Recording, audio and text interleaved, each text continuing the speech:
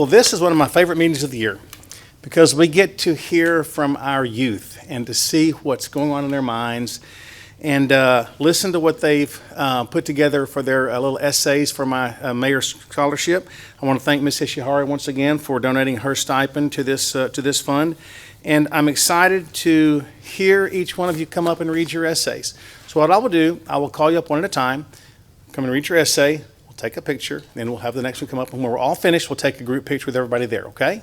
So let's start with Hallsville, Tori Fuschenberger.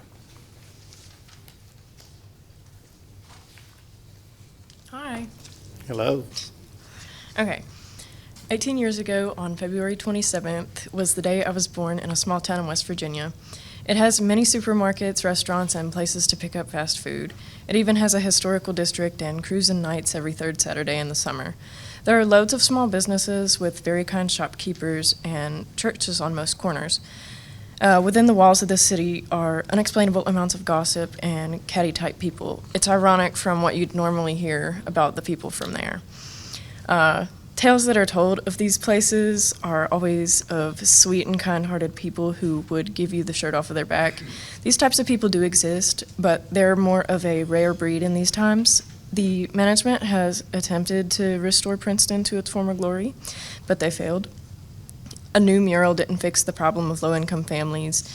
The murals may have produced a type of temporary happiness, but the roots of the issues that the town faces are much deeper than a slight depression. As the jobs moved out, the drugs moved in. Natural gas, oil, and coal companies all around found reasons to move north. The people feel insecure from the losses. The town has no sense of community or any sort of beauty. It only feels like a never-ending negative feedback loop. The only way to change is to escape to a healthier environment. I was lucky enough for a chance at a better life, and I landed here in Longview. When I moved to Longview nearly a year ago, my initial impression was how organized and upkept all the businesses and roads appeared. Previously, I was used to every town looking depressing, old, and rather drab. This new strange place was modern and upbeat in a sense. It was a newfound feeling. This town, although oddly flat, seemed alien. The streetlights along Loop 281 stretched for as far as the eye could see. The simple car rides to the various businesses felt like they took an eternity. Over time, I learned to admire what I had. Never had I ever seen rows of grass and trees stretched out to divide the highway amid the huge metal poles that illuminated the streets. The parks across town stunned me with their sheer size. Every single place I have visited has been well maintained, and that's honestly impressive to me. The comparison of the beautification of Longview to my hometown is drastic. The business area of our region is appealing. It seems as if there's limitless amounts of goods and services to perceive. The setup brings life into living. Since I'm well acquainted with my surroundings and peers, we always look forward to finding something to do. There is something for everyone regardless of the circumstances.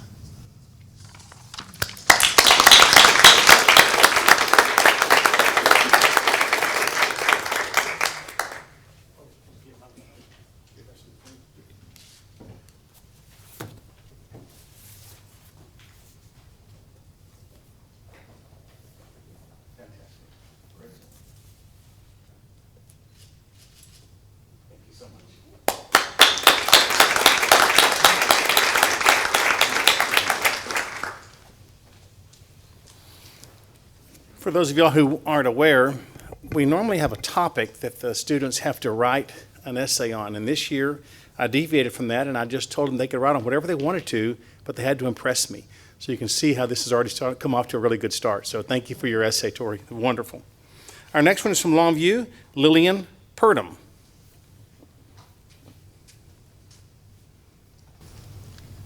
Okay. I walked before I crawled. I flew a plane before I drove a car. My parents, peers, and teachers know how hard I strive for a goal until I reach it, even when I strive before my time. This is who I am, and I have learned to harness it as a strength. My name is Lillian Purdum, and I am a private pilot in East Texas. 5 years ago, my 8th grade class at Foster Middle School took a trip to the Frontiers of Flight Museum in Dallas. The trip opened my eyes to the possibility of a career as a professional pilot. I had never considered women in aviation until that trip, an instance in which a gift opened a pathway I hadn't previously seen. When I expressed interest in aviation, my parents researched instruction available here in Longview. I began taking flight lessons at the Gregg County Airport on a limited basis, as my family could not afford it. My mother is a minister and my father a public school teacher. Nevertheless, my parents took some of the savings they had set aside for college in order to pay a local flight instructor so I could start right away. This was another gift that opened doors. We pecked at training for 2 years until another gift opened a new possibility. I received a flight training scholarship from AOPA, or the Aircraft Owner and Pilots Association, which I was able to use to finish my private pilot's license at Thrust Flight Training Academy in Addison, Texas, the summer before my senior year of high school. I could not have finished the check ride and obtained my license while still in high school without this scholarship. My next goal is to attend LeTourneau University and earn a degree in aviation. I wish to pursue both training as a pilot as well as the business of aviation management, with the hopes of starting my own aviation management company one day. I have already made steps towards this end by applying and being accepted into LeTourneau's aviation department. I also want to stand on my own 2 feet. I know I must personally contribute financially to this long-term goal of mine. To this end, I applied for a job and was hired at KRS Jet Center at the Gregg County Airport, where I have been working before school hours and on weekends. Just as I pursued my private pilot's license during high school, I will pursue my degree in aviation. I had to peck at it for a while due to financial limitations. I would have continued this approach until I obtained the license. However, this scholarship freed me to move on more quickly. I believe the same is true in this case. Scholarships may open the door. I am grateful for leaders like Mayor Mack and Councilwoman Ishihara who wish to support local young people pursuing their dreams. Thank you for the opportunity to apply, and thank you for your consideration. How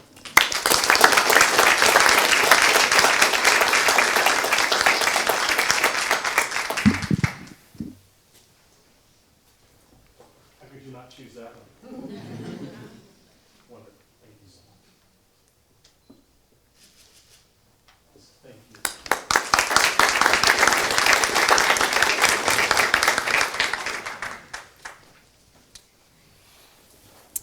Next, we have Pine Tree Van Tran.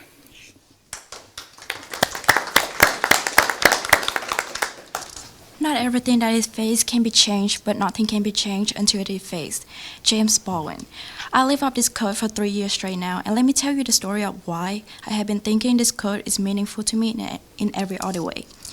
I grew up in a small Southeast Asian country, Vietnam, where nearly half of the population had to struggle for a living with a wage of $3 per hour. My parents, no exception, also had to struggle financially to support our family. I remember spending most of my childhood with my grandparents because my dad had to go offshore for work and my mom had to take extra shifts to provide us a decent living. Stemming to my memories were the images of my mom's health decline as a result of the endless night that she must stay up for work. Growing up by her side, I watched her take medications because she couldn't breathe due to the pollution in our hometown. Watching her suffer, I always wanted to help, yet I was powerless because I didn't have the required knowledge to do so. As a little girl, I had always dreamed of being a successful accountant, hoping that one day I could help my parents with our finances and provide us a better living. 2019 was a changing year of my life. My family received an opportunity to move across the world, America, a place that is 12 hours different from where we were. A country that is 30 times bigger than my hometown. During my first year in the U.S., I experienced a tremendous amount of culture shock. I was isolated and treated differently at school because my English was broken.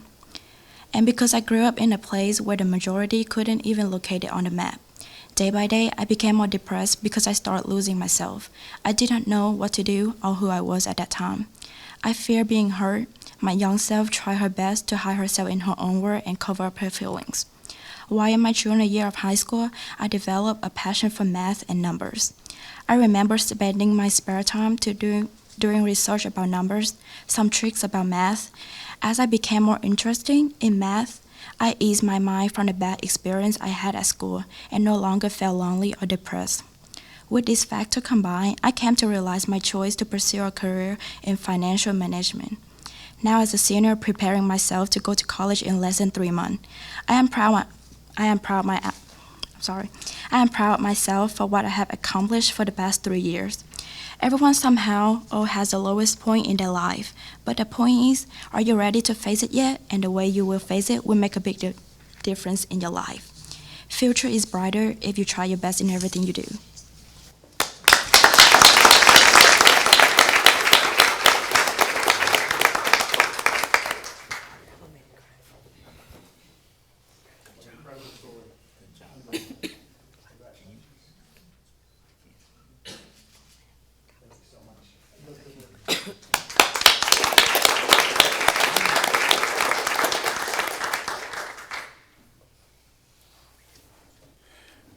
And as it would have it, when I pick these scholarship recipients, I don't know their names. I do it completely blind. I don't know the names of the recipients. I don't know if they're boys or girls. I don't know anything about them. And sometimes it's 3 girls and 1 boy, as it is this year. We never know. But our last one is Spring Hill, Shane Browder.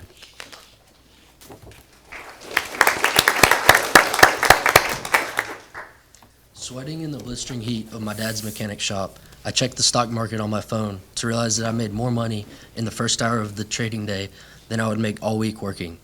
The summer after my sophomore year forced me to face challenges head on and helped me find a career path that I love. My dad introduced me to finance by having me read The Intelligent Investor by Benjamin Graham. We began to discuss the ins and outs of the economy, and before I knew it, I was getting a front row seat in the action I had been dying to participate in.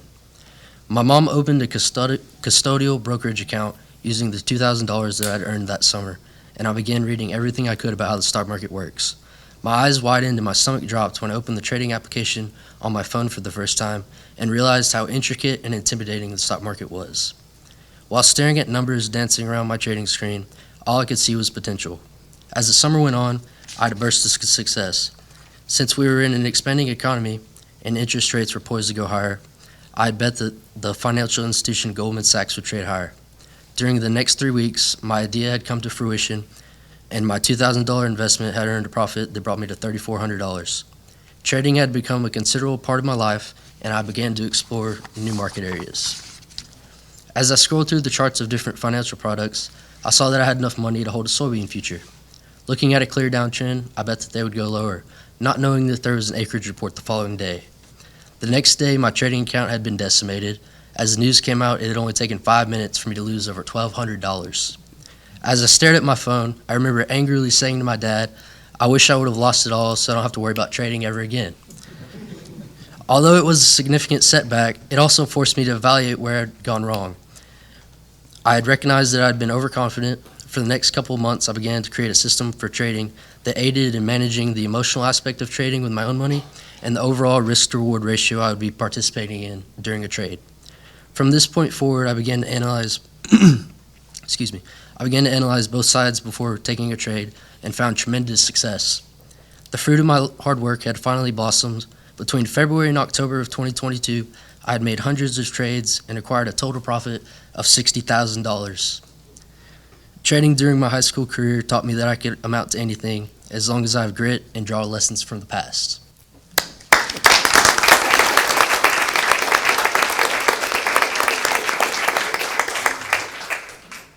Shane, I couldn't help but laugh at your thing as I was reading your essay because a lot of us in this room have been there.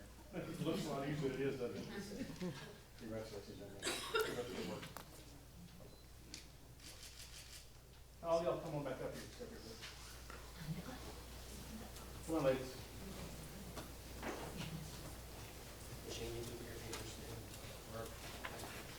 Yeah.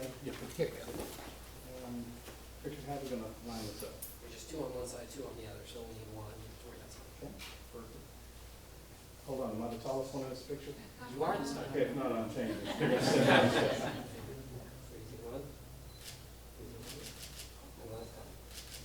Awesome, thank you. Congratulations on you.